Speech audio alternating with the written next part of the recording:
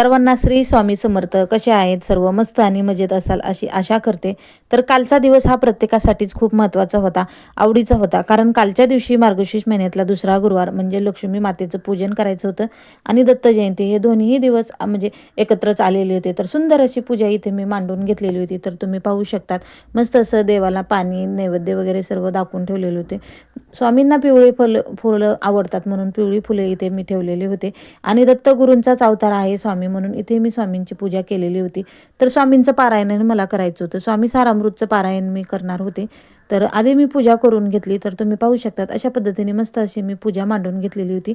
पूजेचे साहित्य मी सर्व आधीच तयारी करून ठेवलेली होती. म्हणजे परवा जाऊन मी सर्व साहित्य घेऊन आलेले होते आणि इथं पूजा मांडलेली होती. तर अशा पद्धतीने मी पारायण वगैरे करून घेतले आणि आरती करायला घेतली. तर मुलेही माझ्यासोबत आरतीला आलेले होते कारण त्यांनाही आवड आहे अशा गोष्टींची. तर आधी मी स्वामींची आरती करून घेतली, नंतर मी देवीची आरती करून घेतली आणि आरती वगैरे करून नैवेद्य दाखवून आम्ही जाणार होतो बाहेर. म्हणजेच कॅम्पामध्ये महाप्रसादाचं आयोजन केलेलं होतं. तर तिथे आम्ही प्रसादासाठी जाणार होतो. तर या व्हिडिओचा फुल ब्लॉग व्हिडिओ आपण लाँग व्हिडिओमध्ये टाकलेला आहे. जर तुम्हाला हा व्हिडिओ आवडला असेल तर याचा लाँग व्हिडिओ पाहण्यासाठी तुम्ही या व्हिडिओवरती त्रिकोणी बटनाला क्लिक करून हा तुम्ही फुल व्हिडिओ तुम्ही पाहू शकता. भेटूया नेक्स्ट ब्लॉगमध्ये. तोपर्यंत सर्वांना श्री स्वामी समर्थ.